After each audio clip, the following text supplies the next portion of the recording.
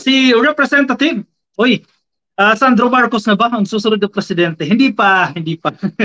Obviously, hindi pa dahil hindi pa siya qualified sa edad, no? Pero in the future, siya ba ay may potential maging presidente? Kasi ang nangyayari ngayon ka Coffee, no?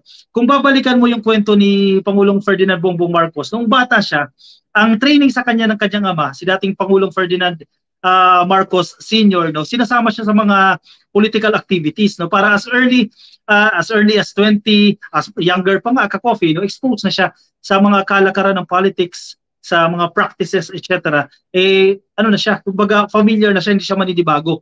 At yung ganyang sitwasyon, nakikinita ko ka-Coffee sa pagbabantay ko kay PBBM dito. Parang dinuduplicate ni Pangulong Bongbong Marcos yung ginawa ng kanyang ama sa ginagawa niya ngayon kay Representative Sandro Marcos. Actually, malaki ang potential dito ni Sandro Marcos. Matalino, mahusay, mabait, mga magaganda yung qualities na ito ka-Coffee, no? At kanina ka-Coffee, nanumpa na po ito, lumipat po ito ng partido. Naglipat bahay po itong si Sandro Marcos. Pero usually ka-Coffee, di ba? Ang nangyayari sa atin yan, kapag umalis ka sa isang partido, lumipat ka sa kabila, yung inalisan mo, usually bitter yan eh. O magagalit yan eh. May mga negative reaction yan eh. Pero kung inyong babasahin yung pinanggalingan, maganda, positive din ka-Coffee yung naging response nila dito sa paglipat ni Representative Sandro Marcos dito sa Partido Federal ng Pilipinas. Number one reason, obviously, nandiyan yung kanyang ama, national chairperson ang kanyang tatay. Bakit hindi ka palilipat? No? Though in some cases, magkaiba ang kanilang partido na magkamag-anak, pero obvious naman kung gaano ka-close itong mag-ama. So lumipat na po si Representative Sandro Marcos sa Partido Federal ng Pilipinas at naging welcome naman ka-Coffee ito para sa partido na kanyang inalisan. No? So two-way ito ka-Coffee. Kasi ang sinasabi nga ng kanyang partidong inalisan, partner namin ng Partido Federal ng Pilipinas. No? Kumbaga, kasama natin yan sa mga programa. Kasama natin yan sa hangarin natin para sa bayan. So bakit ka magiging bitter? Tama na yung pagiging bitter sa pag may umalis sa inyo na miyembro. No? Pinatunayan yan ng partido na inalisan ni Representative Sandro Marcos.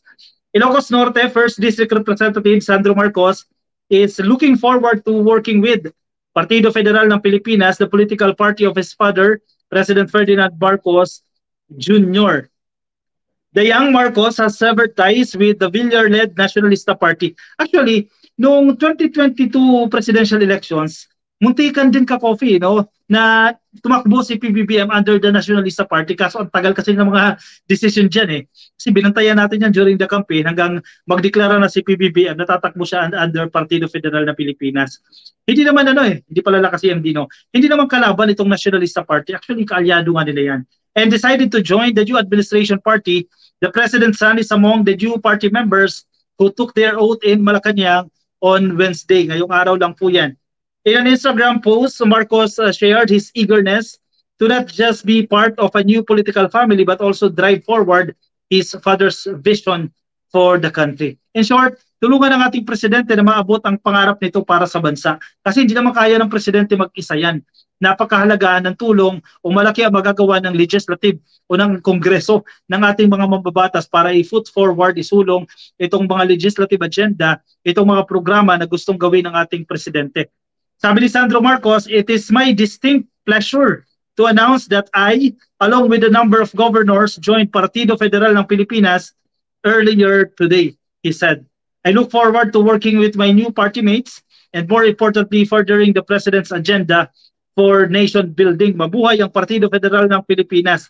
Yan po yung naging statement dito ni Sandro Marcos sa kanyang panunumpa. Yan po yung makikita ka-Coffee sa litrato na yan, no? Sa harap po ng kanyang ama nanumpa sa tungkulin itong si Sandro Marcos. May posisyon na ba siya sa Partido Federal ng Pilipinas? As of the moment, ka-Coffee, wala pa pong ibinibigay sa kanyang posisyon and I think too early pa ka-Coffee dahil kalilipat niya pa lang, no? So, hintay tayo ka-Coffee kung ano pang mangyayari o kung ano pa pong magiging development dito. Pero good thing na rin yan, pagkasama na sila dyan sa isang partido. Actually, masyado pang maaga para sa senatorial elections sa 2025 pero ang mga tumatakbong nagnanais tumakbo na particular po ang mga magkasenador, kung mapapansin niyo sa inyong mga lugar, may mga nagsisimula na mag-post ng kanilang mga tarpaulin, no?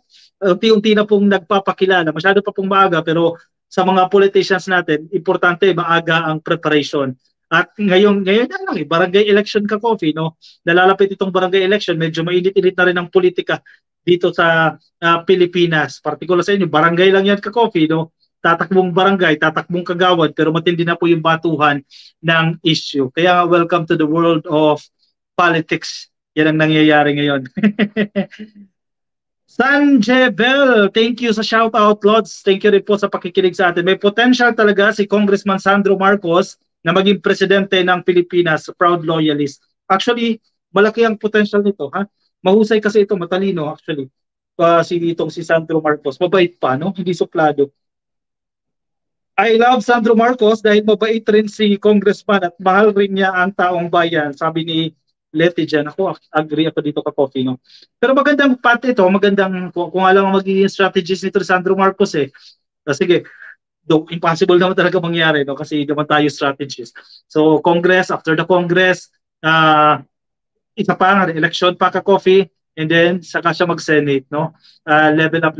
Huwag agad mag-aspire, no? And then later on, mag-Vice President, and then maging Presidente. Who knows? Possible lang lahat yan ka-Coffee.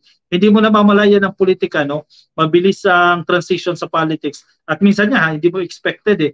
Darating sa iyo ang isang posisyon na hindi mo hinahanga dahil nakatadhana ka pala maging presidente, no? Maging vice-presidente. Depende. Kailangan magtrabaho ka ng maayos, no? Kasi kung maganda yung trabaho mo, iboboto ka ng taong bayan. Diba? Yan naman yun. Kung nakikita ng taong bayan, tamad ka, hindi ka uma-attend, hindi ka pumapasok, lagi kang absent sa mga pagdinig dyan sa Kongreso, bakit ka iboboto? Ang tagal mo dyan, wala ka namang nagawa, wala kang naitulong sa iyong mga residente, sa taong bayan, bakit ka iboboto? No? Nasa performance pa rin yan. Kaya sa atin, syempre, bago mo iboto ang isang individual, i-check ninyo. May nagawa ba yan? May naitulong ba yan? Baka naman magnanakaw lang yan at magpapayaman, di ba? Yan yung mga pagsusuri natin. Kahit sa barangay level lang, i-assess niyo yung mga kapitan. Baka habulin lang ang honorarium, di ba? Hindi magtrabaho. I-check ninyo yan, ka-Coffee, bago ninyo iboto. Hindi pa gandahan, hindi pa papugian ang labanan dito. Tingnan ninyo yung makatutulong para sa nakararami. Hindi para sa pamilya niya lang, hindi para sa iilan. Tingnan yung makatutulong para sa pangkalahatan. Alright? Sige. Rayan Ballesteros, nakikinig sa atin sa Facebook, kay Fe Ponce Busa, shoutout po sa inyo. Si Ma'am Adelina Castro, kay Marita Salibad, happy viewing po sa inyo. Kay Rensky Patigas, nasa Facebook. Kay Mirna Kicho Messinas, shoutout po sa inyo. Ka-Coffee, kung hindi pa po kayo naka-follow o di kaya naka-like po sa ating Facebook page, iyang ka-Coffee, kung nasa Facebook kayo, i-click nyo lang po yung like or follow. Kung nasa YouTube naman po kayo, ay i-click lang po ang subscribe. Ka-Coffee, available po ang ating mga merchandise, ang Ka-Coffee merchandise, mga t-shirt pa lang po yan. Black and white yung ating mga disenyo ay nag-iiba-iba. Depende sa suot natin. Halimbawa ito Ka-Coffee, itong I Love Ka-Coffee merchandise natin, gawa po yan ng Imprenta Republica.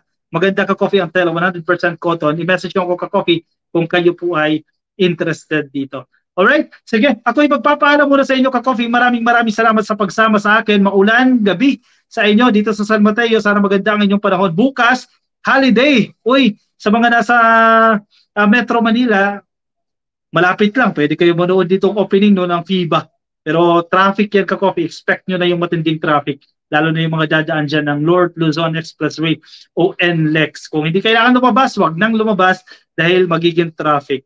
Alright, paalam po sa inyo. Thank you po. Maraming salamat po sa inyo. Kay Rayan Ballesteros. Wala pa tayo sa Shopee eh. Shipping lang muna. Rayan Ballesteros. Sir, PM po sa ating Ma'am, PM sa ating Facebook page ang Ka-Coffee. No? Paalam po sa inyo Ka-Coffee. Bye-bye. Ingat po kayo. Nasaan man po kayong panig ng daigdig. Bye-bye.